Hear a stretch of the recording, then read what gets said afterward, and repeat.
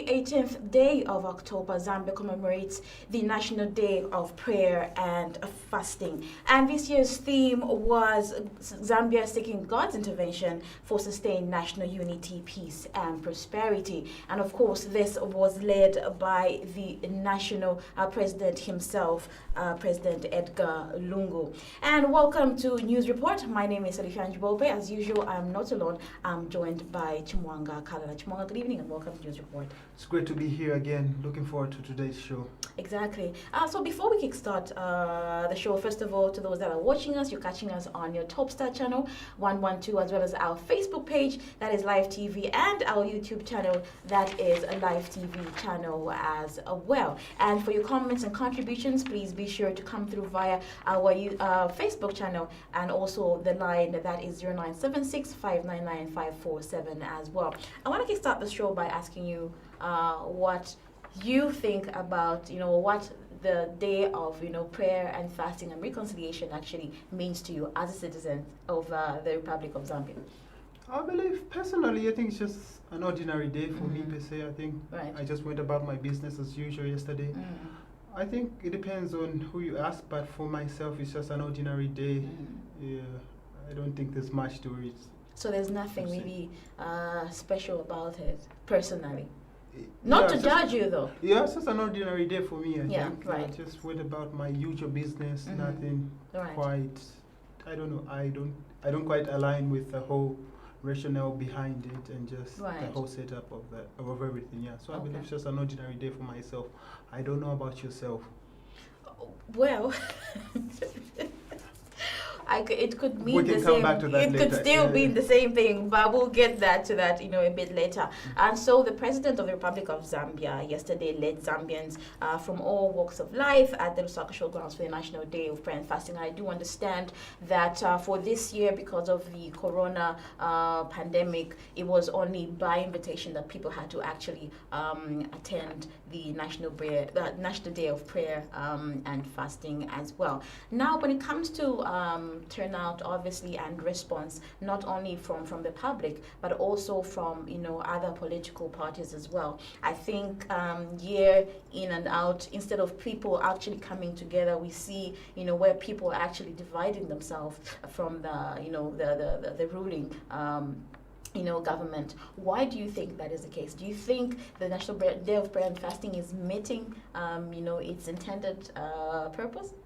Anyway, as I say, they say prayer is just about personal relationship with God.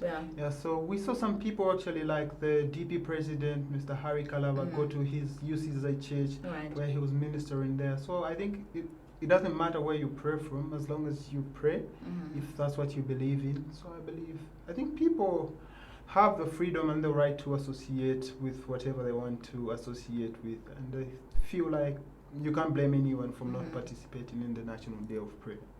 But what does this mean for people that are potentially looking for an opportunity to be the next leader of the country of Zambia, for the country rather? Because what I feel is that every leader obviously ought to lead by example, and people need to see what the leader is doing and try to obviously emulate. So if it comes to probably a party that is not participating in such a day as this, what does that mean for people that are actually looking forward to having this person as their president? I think it brings about a whole lot of But I think when you look at the average person, I don't believe they pay too much attention to the actual day. I think people, for the most part, yesterday just went about doing the usual business.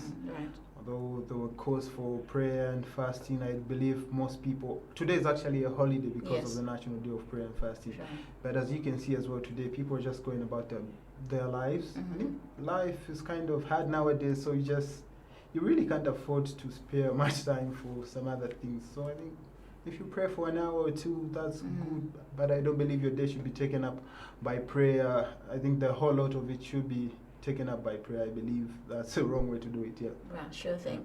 And obviously, as much as you are praying, you also need to be productive as well. And the thing about being a Christian nation or a Christian, for most, I think for most people have become too comfortable and very reluctant. And all they're praying for is, if it's not miracle money, then it's miracle jobs, which obviously are not going to, come knocking on their door as well. And as much as people really now would choose to say, it's not even people, but the Bible will says that God will bless the works of your hands. And so it's about you actually starting something and God doing the rest. That is Him opening doors for you, but the rest you have to go about working towards it and for it as well. Now, but let's get back to the theme as well, which is seeking God's intervention for sustained national unity. I'll end there.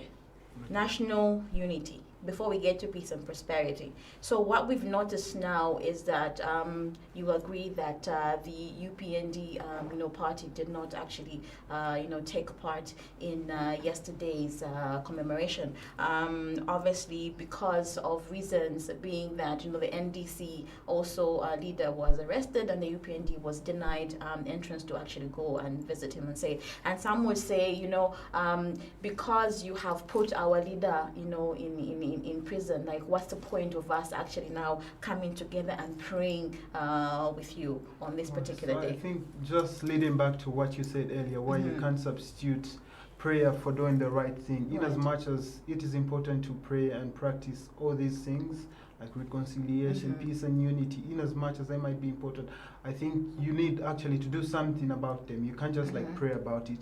You can't just subtract transparency, hard work, fairness, and justice, and just the rule of law. You can't just substitute them for prayer. I believe prayer should be accompanied by action. Yeah, so I believe these two have to go hand in hand. You can't just rely on one. I think, yeah, there needs to be a balance between action and just basically just intention, or maybe just keeping up with appearance, so to say. Yeah, so I believe more should be done, because when you look at most of the things going on in the country,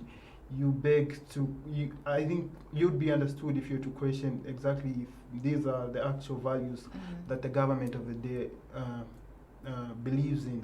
Yeah, just from their actions. Yeah, so I believe more action and less intentions, so to say. Yeah. Because somehow I feel like we are seemingly looking as if, like, when it comes to obviously the party that's in power right now, it seems a bit hypocritical, where you say, oh, this one has to be locked up, or you can't do this, or you can't do that, and tomorrow you are saying, please, let's come together and obviously pray and reconcile. The first thing is, what are you praying about? Have you spoken to the person that you wish to to reconcile with or to pray with? I think maybe, like, when it comes to the whole setup, it has to be from reconciling and then probably praying together and finding other ways of actually working together as a unit as well. After all, I think regardless of which political party you belong to, which political player you are, we are looking at the same thing, and that is obviously having developing the country,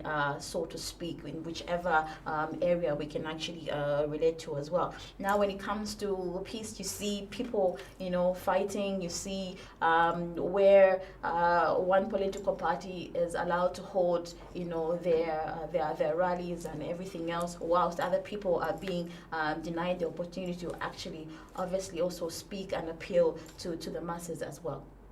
Yeah, so that's been a recurring theme as we've seen things go by. The Public Order Act, there's a lot of controversy surrounding that. And just the general conduct of police, I believe a lot of people aren't happy with how police are managing some of these situations, and just failing to give clearance to other political parties and other stakeholders to hold their events.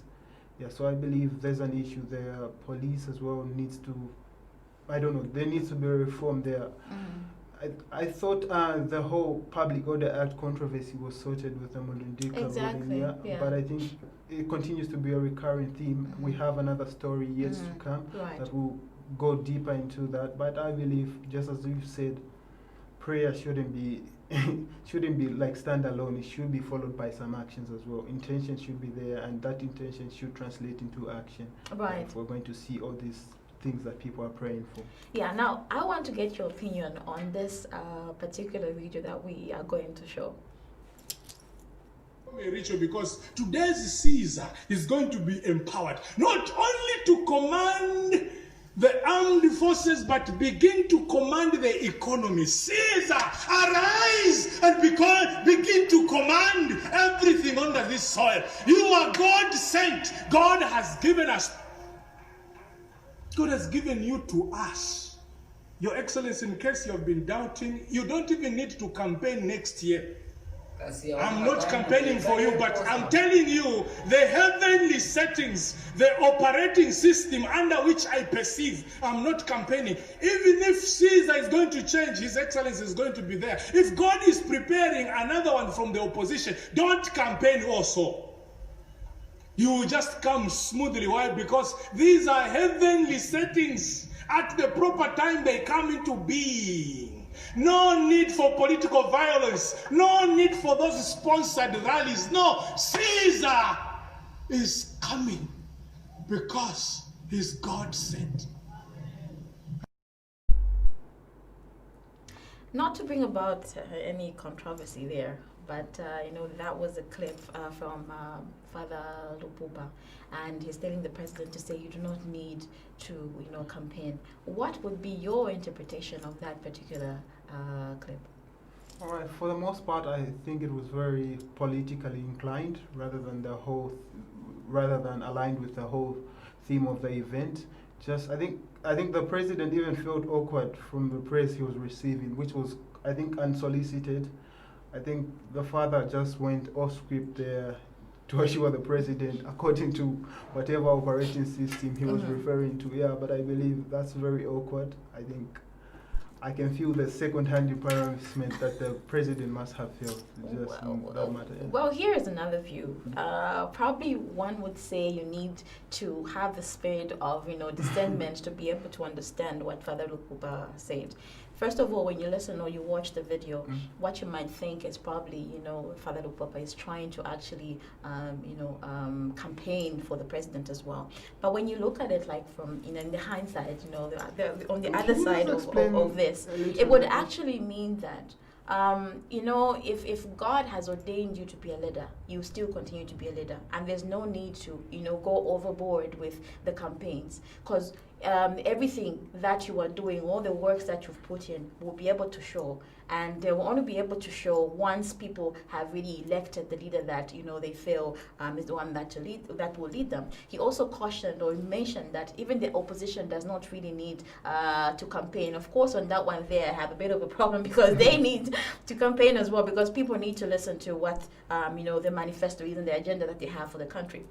But basically, all he was saying is that, when you have been called by God to actually take up the leadership role, there isn't, any need of trying to, do all these campaigns, because if it's given to you, it's yours. So probably that's the other,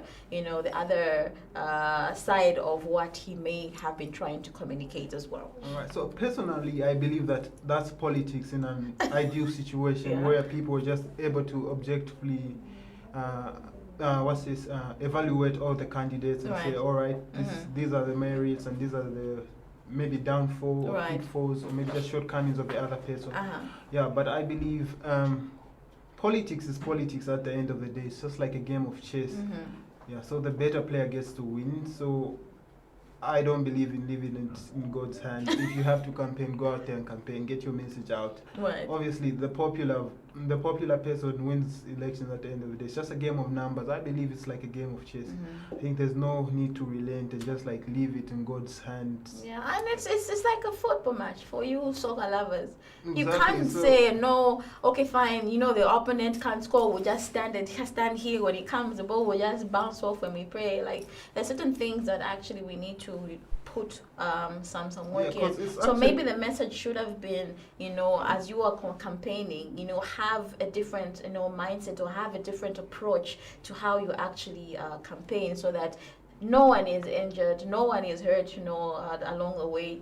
ensure that there's peace. But then overall, I think he knows better what he was trying to say. Maybe we should follow up Father Lupupa and just get some clarification on what exactly he was trying to say. Exactly. Because I believe we might be putting some words in his mouth. I don't know. He said what he said, and I think for the most part we can just take it for its face value. Right. Yeah, and which again just goes to subjective interpretation of what you make of it. Yeah, so I believe he said what he said, and that's his thought. And I think, and not until he's been given the platform to actually explain what he actually meant will people be able to understand the angle in which he was trying to actually bring out this message as well. So I do believe the Vice President also, Mrs. Enonge Wina rather, was in Chipata.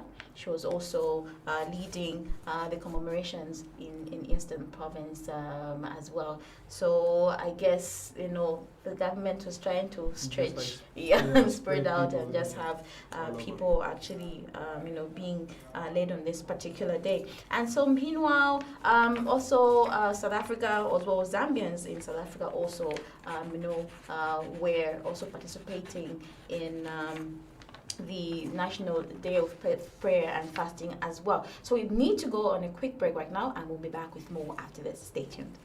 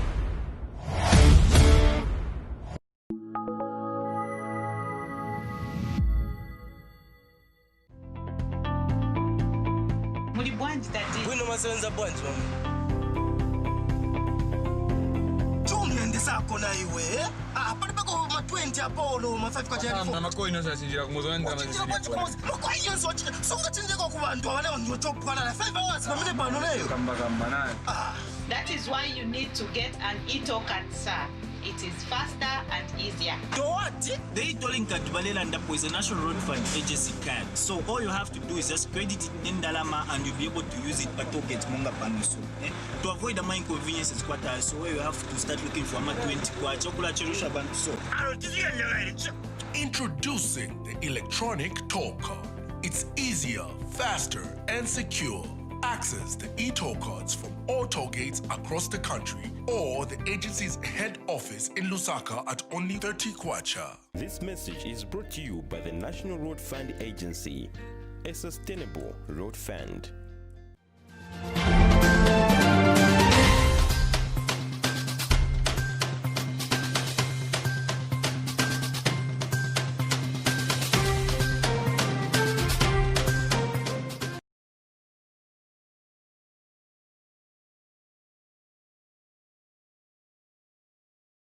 So before we went on a break, we were talking about the 18th of October, in which Zambia actually commemorates the National Day of Prayer, Fasting, and Reconciliation as well. Now, the theme was Zambia seeks God's intervention for sustained national unity, peace, and prosperity. So now, when it comes to the idea of having peace and prosperity and actually working together, we do have one item in the news, and that's where the newly formed MDC party was denied the permit to launch its secretariat in Central Province. All right, yeah, so police in Central Province actually stopped the MDC from launching their secretariat in the province. Right. Yeah, so this is according to the Public Act. They didn't give authorization, or rather a go-ahead to the party for them to launch a secretariat, which I believe is kind of unnecessary. For the most part, why should they be stopped from doing this? Exactly. So, because we have the Constitution guaranteeing freedom of association and assembly as well. So, I believe people should be allowed to do these things. So, MDC Media Director Tabo Kawana says the police in the area was notified in accordance with the law, but they could not give MDC a go-ahead. So, the police as well there, I think this has been something we've been seeing over and over again, where they're unable to give these opposition parties a go-ahead to either hold rallies or just some other forms of gatherings. So I believe there's an issue here. And peaceful protest as well. Exactly. So people have been stopped from doing all sorts of things, and I believe it's highly unconstitutional. Yeah, people have the privilege, or rather the rights, to assemble and associate with whoever they want, whether in public or in private.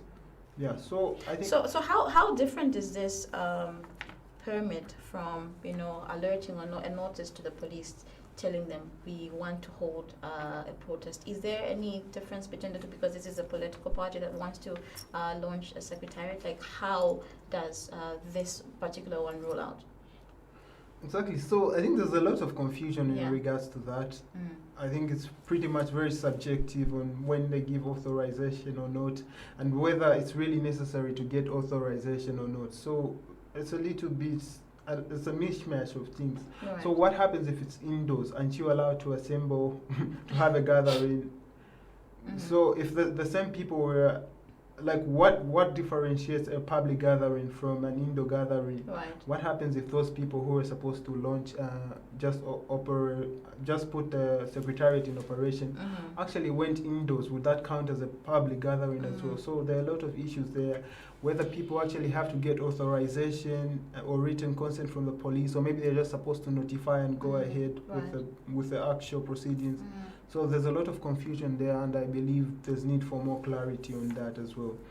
So we had the PF Secretary General Davis Mwila appearing on ZNBC's Sunday interview yesterday, where he touched a bit on Bill 10, and for some reason, I don't know how, but he managed to relate it to the Public Order Act. So that's that's one interesting thing as well. So yeah, we're yet to see whether the argument is you're just supposed to notify the police and go ahead, or maybe you have to get an actual consent from the police. So it's pretty unclear, and seems most of these political parties have been backing away from holding these rallies. That's true, yeah. It feels like somehow like we need to go back to the drawing board and actually make the message clear.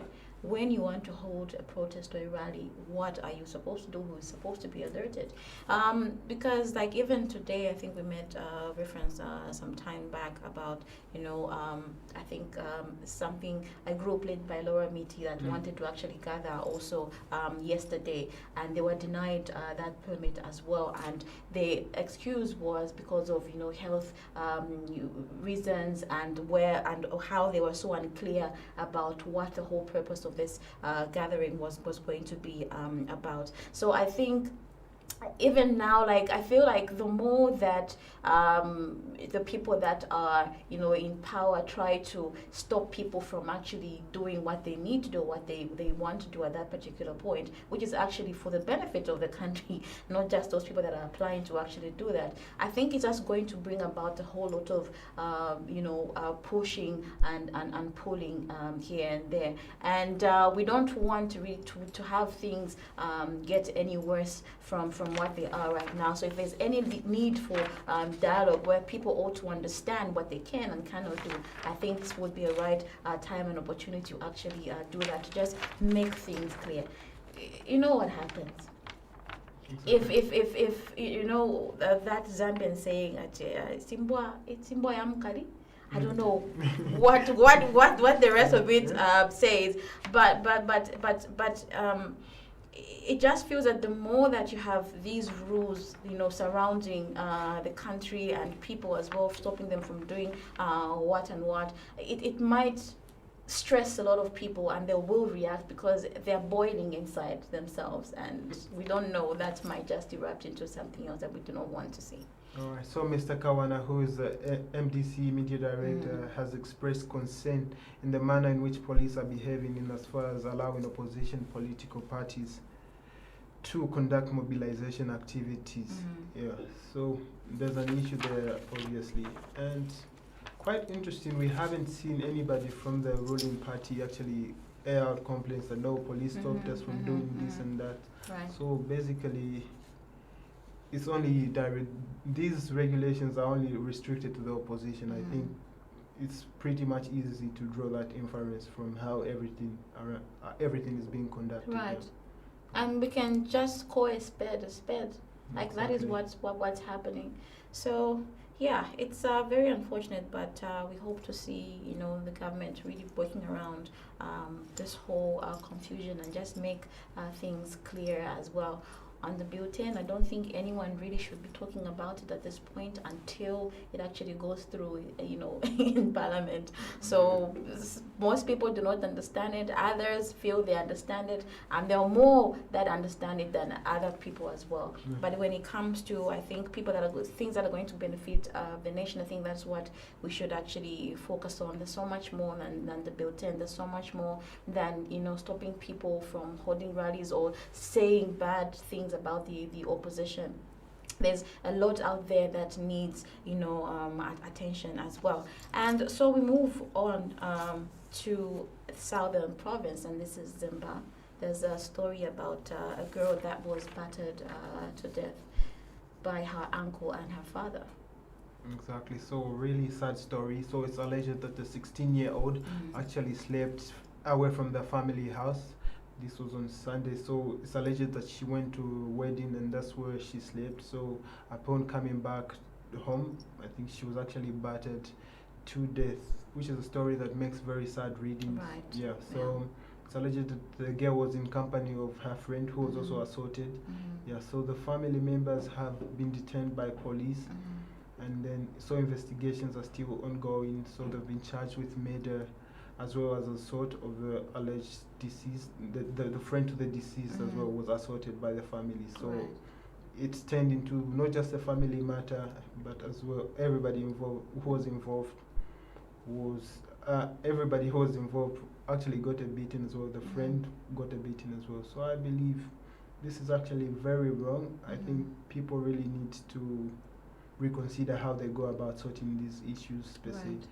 So I think we have a clip from the police public relations officer for more details on that story.